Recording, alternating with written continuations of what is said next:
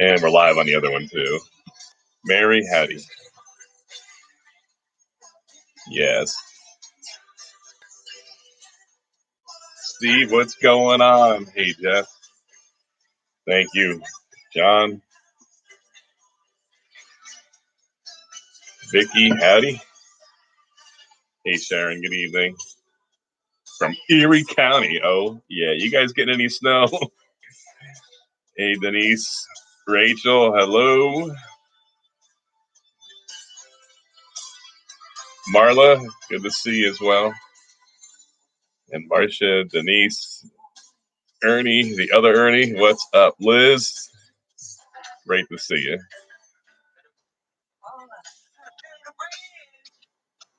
Lisa from Newcastle, that's fantastic. Hey, Rebby's old stomping grounds. Hey, Russ and Rachel, the other Rachel. Hey, Marla. So, if friends on Facebook, if you could share this, the Fighting for Freedom page is heavily suppressed. I'd appreciate it if you share it. I'm going to wait another minute or two so we can build the audience up.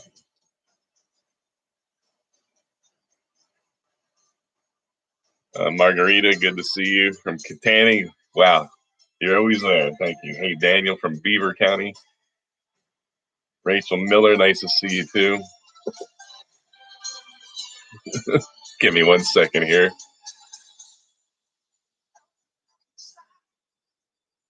Okay. What happens when I jump off the page there? Jeff from Bethlehem. Hey, Mendy from Fulton County. Good to see you. Good evening. Angela. Yep, Marla recognizes David Meese. That's fantastic. Hey, Kathy. Ann, good to see you. Penny, hello.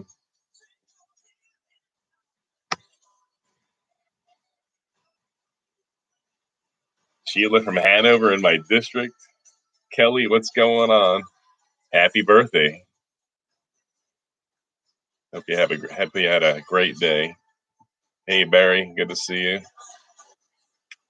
Valerie, enjoy your live streams from church. Good to see you. Angela, good friend, and Christine as well. All right. The numbers on the Fighting for Freedom Facebook are pretty low. Please do share. Hey, Robin Lynn. Sorry to ask for that. It's how we overcome it. Anyala Ash, good to see you from my area in Franklin County. And Lauren, great to see you. Amanda, thank you, Lucinda, for doing that.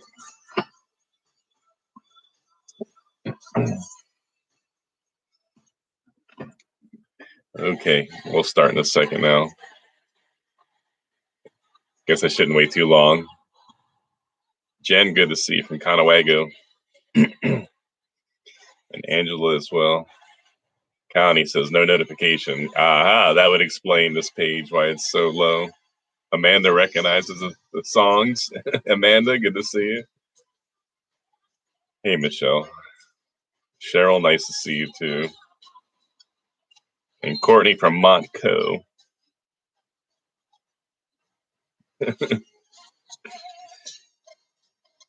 Your senator, Courtney, is a good man. And he has stood and fought with us metaphorically. He's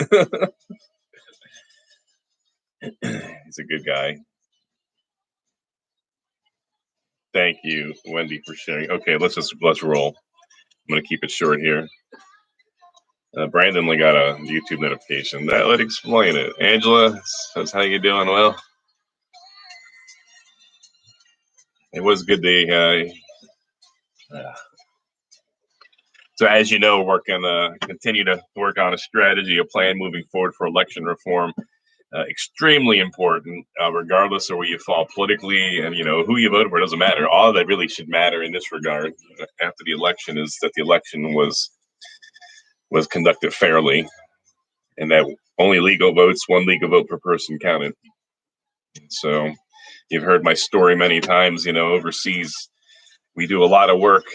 The United States with our NATO allies and others to safeguard elections, to assure elections, and whether it's in Kosovo or Bosnia, during the early years during the PCD mission, or Iraq and Afghanistan when the American presence was large. Want to make sure the elections are free and fair. IDs are required. Over in America, IDs are required for cough medicine, but not in Pennsylvania anyway, not to vote. It just defies reason. It doesn't disenfranchise anybody. In fact, it disenfranchises people when there's cheating. We want to make voting easy, but cheating and voting hard, right? That's the same. So, got the plan. I'm focusing and discussing mostly my legislation. Some of my colleagues do have good pieces out there, so I'll hit on the ones that are relevant to this discussion, but not all of them. Senator Pat Stefano introduced legislation which he generously asked me to co-prime with him, which is quite an honor, and I appreciate that. And doing away with mail-in voting, since that's been a problem, especially. And it's a bit frustrating out there. There's a lot of bad information. Simple stories to advance political agendas out there. Let me just leave it at that. And the voting reform that was passed in 2019 is nothing like what happened last November. It's very aggravating that there's good people out there, being sold a bill of goods by ambitious person, and they don't consider the source, and they're willing to believe fabrications. And I expect more, obviously, from us on our side of the aisle, right? So what happened with the voting reform? What was voted on unanimously by the Republican Senate, and I do believe it's unanimous in the House, I'll have to double check that, was altered and changed and corrupted and compromised, pick a word, by the Pennsylvania Supreme Court on 17 September when they basically rewrote legislation. They altered what we voted on, took away safeguards and whatnot. This is, I wish it was such an easy story, but facts are several things. The facts are the Pennsylvania Supreme Court rewrote the election law, and that was in addition to the Wolf administration under the purview of Kathleen Boockvar, then our Secretary of State, who since resigned. She made changes on the 23rd of October and the night before, 10:30 at night, the night before the election. I do believe most election people are probably already in bed, being that they probably had to get up around 5 a.m. to get to work, right, for the election. And so the plan is, since it was corrupted by the Pennsylvania Supreme Court, that we just do away with no excuse mail-in voting. Pat Stefano is the lead, and he's asked me to co-prime that. So thank you, Pat. That's great. Now I'm going to lay this out in the way I see it. So say we get that done, the governor vetoes it. We got to try, and we have to stop being so pragmatic. Well, the governor's going to veto it. Why work on pro-life legislation? The governor's going to veto it. What a weak, capitulating argument. We have to be more engaged. Otherwise, slavery would have never ended in the British Empire, right? It took William Wilberforce 47 years of legislative activity. And I do believe every year of those 47 years, he introduced something to curtail, curb, and eventually eliminate slavery from the British Empire. And his tenacity won the day. So the Republicans here, it's an election year, let's not run any pro-life legislation. That's a terrible idea. For those that claim to be pro-life, there should be no important issue. And every year we need to roll out something, whether it's a heartbeat bill or other protections of babies. So it's not limits, it's protections. You see how the media twists it. But that gives us an opportunity. Maybe it won't be vetoed. Maybe some Democrats will defect and join us. Doesn't matter. But it's an opportunity to educate the next generation. And so if we're not making our arguments, how will the next generation be influenced? On the Senate page, you do see, legally and justifiably, we're every day for the past week or so, we're posting, remarks made during the original heartbeat bill legislation by Representative Stephanie Borowicz, Judy Ward, myself, back in October 2019, sponsored by me. in the Capitol by the three of us, sponsored also by Judy Ward and Stephanie Borowitz. And you're hearing remarks from lots of people, moms who had unplanned pregnancies and others, and adopted young lady from China, and how she's thankful her mom gave her a chance, even though at the time they had a one-child policy in China, and mostly girl babies were being killed. And so anyway, I was surprised by the positive press that we actually got out of that. Kathy Barnett's story, her mom being raped at 11 years old. So rape, I don't know if it was incest or not, but rape, and it wasn't Kathy's fault. And look at Kathy Barnett. Thank God her mom gave her a chance. But all the exceptions were pretty much out there. I imagine for 11-year-old, the health of the mom would be concerned as well, right? But she had Kathy, and Kathy's just an amazing person, and we're blessed to have her. So you just never know. Each life does matter. It shouldn't be punished for bad decisions of other people, or tragedy as well. So anyway, all that to say, we have a lot here, that we're working on. And I'm not alone in this struggle to protect the elections in Pennsylvania. There are, you hear from me. I have my own style, and obviously I focus a lot on my own legislation, as I should. But we have Pat Stefano out there. We have Judy Ward, some good piece of legislation, and others. Senator Wayne Langerholt is running the election hearings for the Senate, and Representative Seth Grove is running it for the House, and he's doing a magnificent job. I think he's had 7 meetings so far. There's many more to come, and they're getting to the bottom of what happened, and then coming up with a coherent plan forward to remedy those things identified. Now, many of this I do believe was identified in the Gettysburg hearing. There's a lot more we need to learn. We have more time, space, and what have you, to greater specificity, but mail-in voting, as compromised by the rewritten, altered law by the Supreme Court and the changes made by our Secretary of State and the Wolf administration, compromise that. So, Pat Stefano, I agree. Mail-in voting needs to go. If that fails, then Judy Ward has some things. Now, this is not the order. She has separate legislation. I'm looking at this strategically. So, say we do run that, governor vetoes it. We don't have the votes for an override. And then I'd like what Judy Ward has, in effect, it restores a voting reform to where it was before the Pennsylvania Supreme Court altered it, and Secretary of State Bookvar under the Wolf administration altered it. Sorry. Look at my notes here. And Judy Ward's also proposing, voter ID, and I'm a co-sponsor of that. She's the prime, and so what happens? Legislation is introduced by the prime sponsor or sponsors. In the case of Pat Stefano's, he included me as a prime, and that gives other senators a chance to co-sponsor. Yes, Senator Ward, I like that bill, and I like to be part of it. And technically, but not really. A lot of senators sign up for it, and I surmise it would, increase the chances of it running if there's, the majority in the Republican caucus or either side say yes. So voter ID, no kidding. We need that in Pennsylvania. Also introduced legislation myself, poll watcher empowerment. And we saw a lot of shenanigans in Philadelphia with poll watchers being excluded, pushed out, or too far away to really see what was going on. And this will expand who a poll watcher can be in Pennsylvania, and also up the ante penalties if a polling station excludes poll watchers. We need to have transparency. Governor Wolf said he's going to be the most transparent governor. I haven't seen that. Show me, Missouri. And what else we have here? Okay. Also,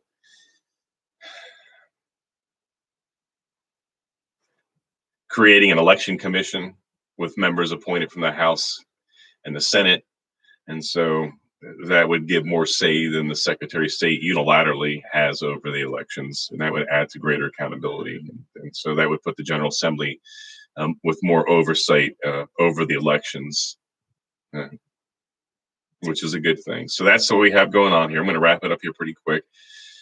Hope everyone's doing well. I'll be on Newsmax tonight at 10:30 p.m. Hope you can tune in. So 10:30 p.m. It's too bad the numbers on this Fighting for Freedom page, and that's a metaphor, lefties. It's not physical.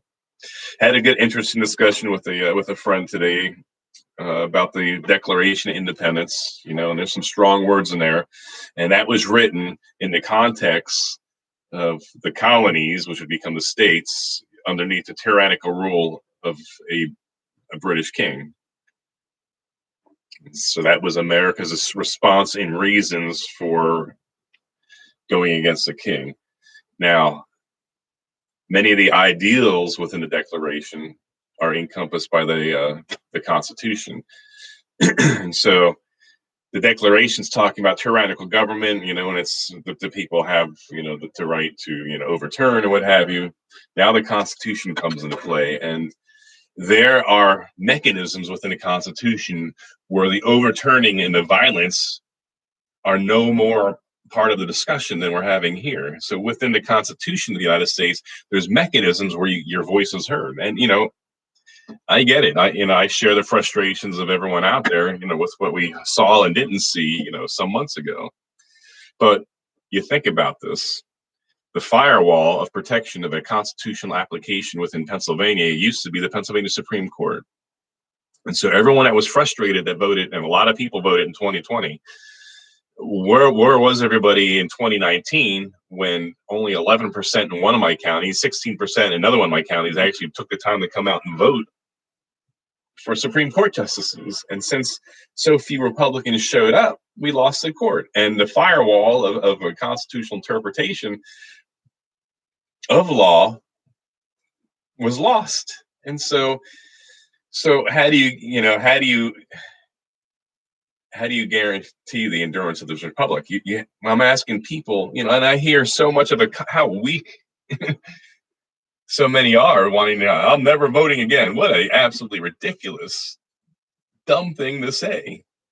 Where were you in 2019? Oh, you didn't vote? Judicial election? Extremely important. And so had we been as interested in 2019 as we were in 2020, we wouldn't have this debate right now. The Pennsylvania Supreme Court, if those conservative values got out and voted in 2019 and kept the Pennsylvania Supreme Court conservative, the Supreme Court of Pennsylvania would never have rewritten election law. That would not have happened. And this whole debate of an election that I have a lot of questions about, there'd be no problem. The court would have ruled in our favor every single time. But since we didn't bother to show up in 2019 in an extremely important election where the Supreme Court of Pennsylvania was at stake and was lost because of our disinterested, the blue areas showed up. And, we got what we deserved, and we got what we voted for. And if you didn't vote, you did vote. You know what I'm saying? You know what I mean, Uncle Joe? And so this all should be a wake-up call. Yes, Bonnie's right. You must vote in every election. And, I'll ask people when they're complaining if they voted, and so many did in 2020. So, obviously now, like, well, okay, I'm never voting again. So I'm like, do you realize that this problem, was rooted in 2019? Did you vote then? Probably didn't even know there was an election. So it's, an off-year election, they're called. Sheila Marie is right. Thank you, Jed, for voting. I appreciate that. So this is not meant as a judgment; it's an observation. So 2020 happened, and the state court went against us, and that was clearly no surprise. 5 of the 7 seats are Democrat occupied. Now there's one seat up this May. Well, it's the primary, so you get to pick who gets on the ballot for the general election. But if we don't show up, there'll be 6 Democrats and 1 Republican. So we need to protect the one seat that's up, which is Republican. So please get out and vote on May 18th and also in November. But every election is important. So, being so disappointed in the outcome and maybe the first election many people voted in is no reason to step aside. If 2020 doesn't result in anything else, it should be a wake-up call for us that every election matters. Every representative that's voted in office matters. Every senator matters at the state level. Every county commissioner matters. Every district attorney in every county, every coroner matters, every school board member. You guys tracking with me now? 2020 showed us that we never realized how important county elected officials were until we needed them to stand up for us, right? And even in some blue, red areas, very conservative areas, come to find out, we did some of these counties in Trump country, as I call it, they didn't have courage. And you just kind of wonder, where they stand really politically. So anyway, Penny, none of those are on the ballot in May. For Toomey's seat is not up in May, and nor is the governor's seat up in May. That's next year. So I know there's a lot of discussion about who's getting in the saddle, but anyway. Yeah, Paulette, I agree. I'm not reading it. Get other like-minded conservatives to register as Republican and vote. Please do. So next May, you'll decide there'll be a primary. Now I'm talking to Republicans. And next May, next year, there'll be a primary where you decide who the Republican candidate will be for Toomey's seat. Very important seat. And you'll decide which Republican gets to go on the ballot and run for governor. And, you're going to have a big, and Patty Jean's right, also borough council. Every seat matters at the local level. And so please stay engaged. Please vote constantly. Every cycle constantly. You know what I'm saying? Thank you for Patty Jean is running for borough. Thank you. That is fantastic. That's what I'm talking about there. So Patty sees a need, didn't see a candidate she could support, so she's running for the seat. That is fantastic. Thank you for stepping out. It's not easy. It is absolutely not easy. I can tell you stories, and you've heard some of them. You've seen my demeanor over the past several months, right? I appreciate that, Bonnie. We're still praying about that. Toomey is retiring, so this is his last year. He's got 2022, so a year and a half. Anyway, please vote. That's the least you can do. Please vote in every election, every May, every November, whenever our primaries are. Sometimes it shifts. Please find candidates you can support. Volunteer to work for them. Maybe donate some money for them if you can. But knock on doors, volunteer time. It's a lot of work. Even Patty can tell you, even at the local level, I'm sure she can use help up there in the Clarion area. So anyway, and Rachel Moyer is running for school board. I mean, isn't that fantastic? We have some great people, running for office. And so Amanda says she hasn't voted for years, and the COVID woke her up, and that's it. And then I know Amanda's going to vote in every election. Barb Kelly volunteers with the election boards in Berks County. That's fantastic. So anyway,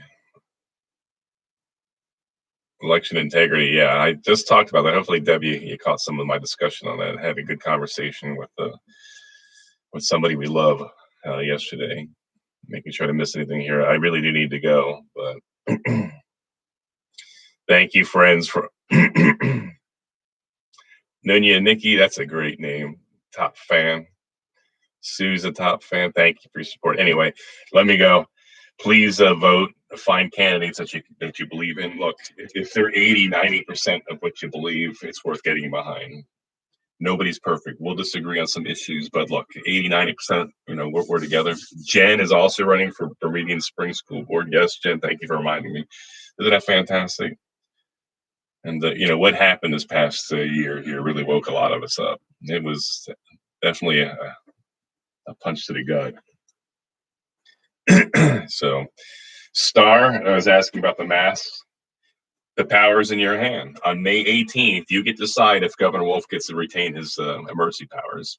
If you don't get out the vote, then this emergency order will stay in place until the governor leaves office with the mask and everything else. But on May 18th, if you come out and vote yes, limits his powers to 3 weeks. Good, better than 90 days. But the number 2 is more important. Should the General Assembly, should the House and Senate be the ones that renew his emergency orders? That's even more important. Yes, you want the power in the hands of your reps and senators, which we have a Republican majority. So anyway, and it will end. It will be over. The emergency orders. The power will be back in your hands. So thank you, friends, for tuning in. Let me go. I've gone longer than I had hoped. Thanks for your patience.